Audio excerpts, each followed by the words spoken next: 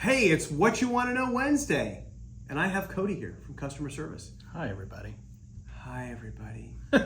We're going to talk about your most recent batch of questions, and we've got some selections here. Appreciate all the questions that you guys ask. Sometimes we might repeat ourselves a little bit from previous videos, but just bear with us because we want to make sure people are informed. So, first one, are we bringing the CR920 series to California? I'll take that one. The plan is that we will, and the trigger system is in development.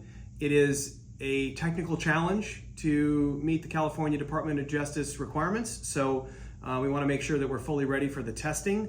The California response has been Overwhelmingly good. Yeah, we really have appreciated that. And so CR920 is next in the chute. I don't have a date yet, but we do plan to release CRs for California.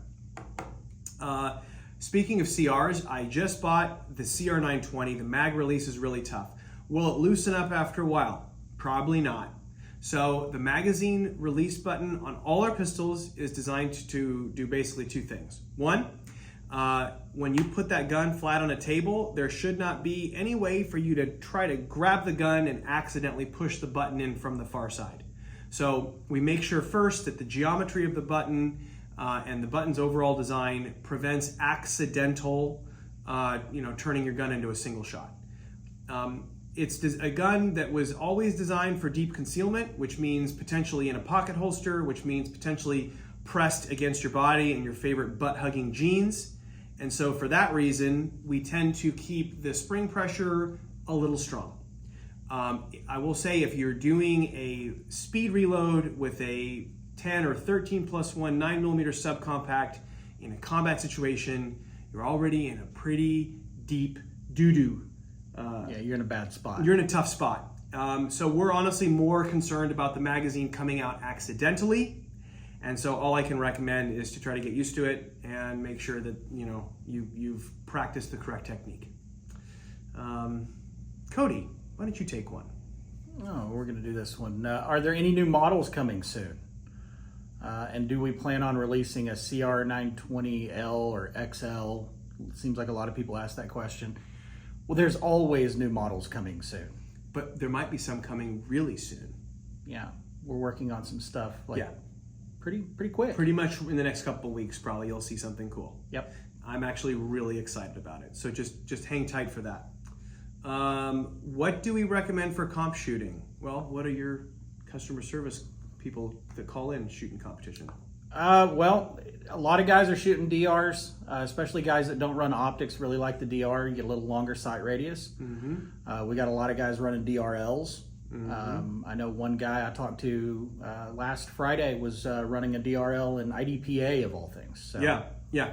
It depends upon what you like. So there are people who prefer a faster cycling gun with a shorter sight radius. Usually a shorter sight radius gun will swing faster target to target.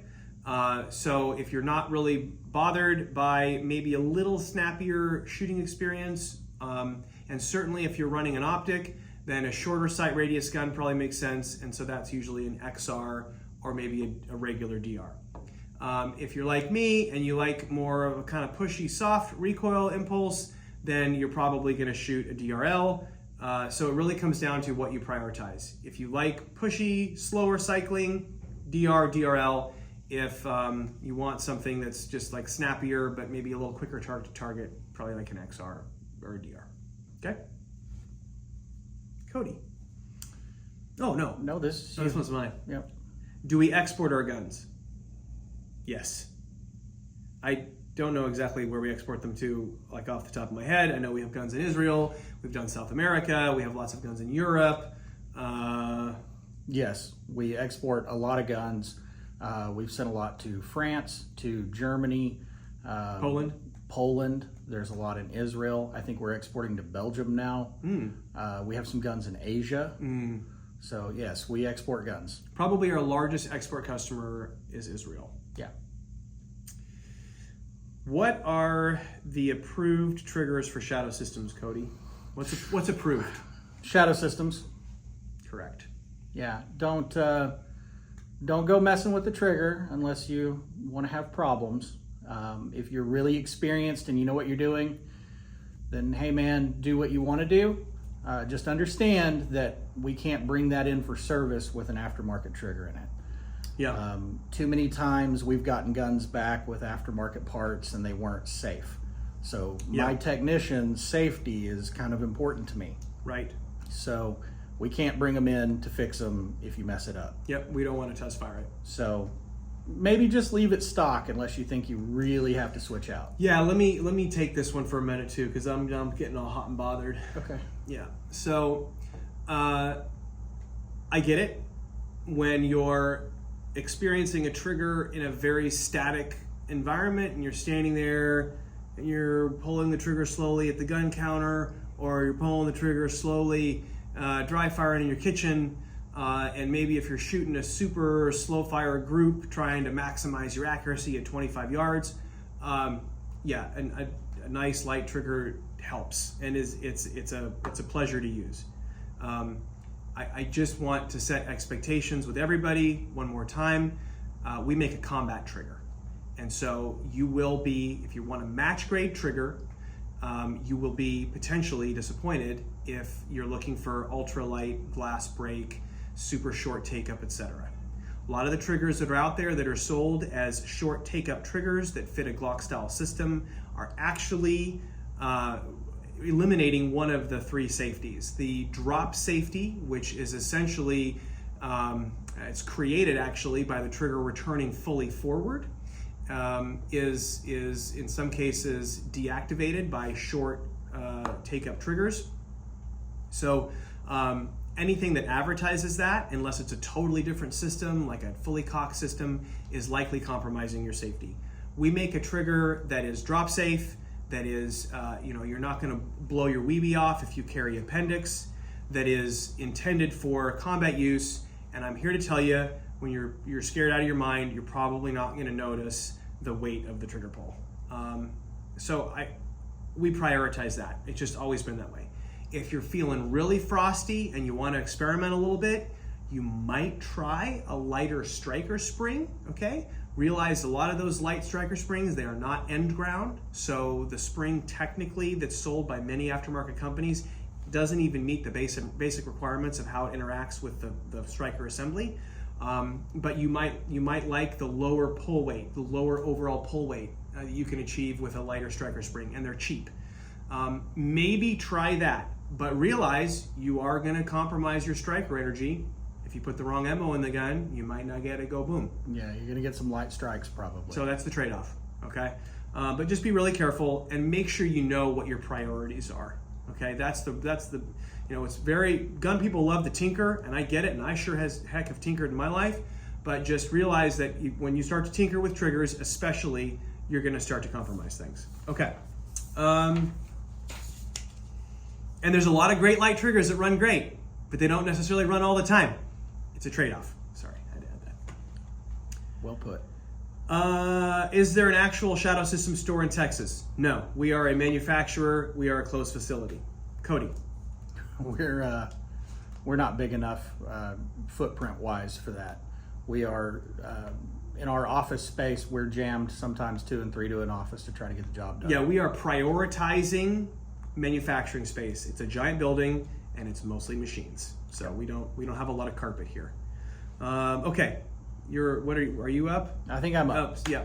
Is steel cased ammo safe? Mostly. Yeah. Yeah, I mean there's some pretty bad steel cased out there. Be careful, but most of the bigger brands that you see a lot of, they're safe. Yeah. Steel cased ammo is perhaps more prone to drag in magazines and some feed reliability stuff. It tends to be lightly loaded overall. You're probably not going to want to try to run it through any compensated gun, I would say. But it's not unsafe until you find that one round that isn't, I guess. But that can happen with a lot of different manufacturers. Yeah. We've been surprised by what's blown guns up. There's been some really reputable ammo that's done it, and then there's been a lot of lower quality stuff. You're probably better off with a name that you recognize, okay? And 9mm ammo is pretty cheap in general across all manufacturers, including U.S. domestic production. So I don't know how much money you're really saving by shooting really cheap steel case ammo, but that's a personal choice, and I understand budgets matter. So yeah, if that's all that's available to you, shoot it. yeah, just realize you might have a little more reliability stuff. You can practice your malfunction drills. Yeah, but it's going to be safe. As safe as anything else. Why are we expensive? Okay, that's a really good question. You should ask that.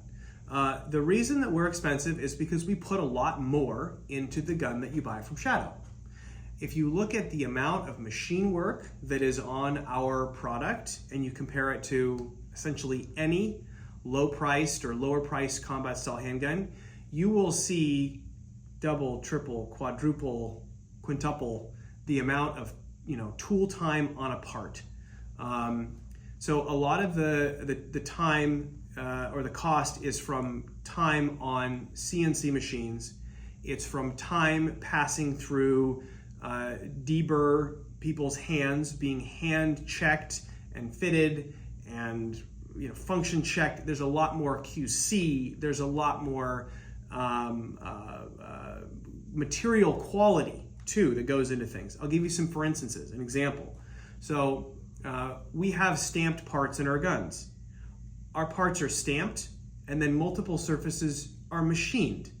So we actually machine certain areas of the stamped part because that's the best way to perfectly control the dimensions and surface finish.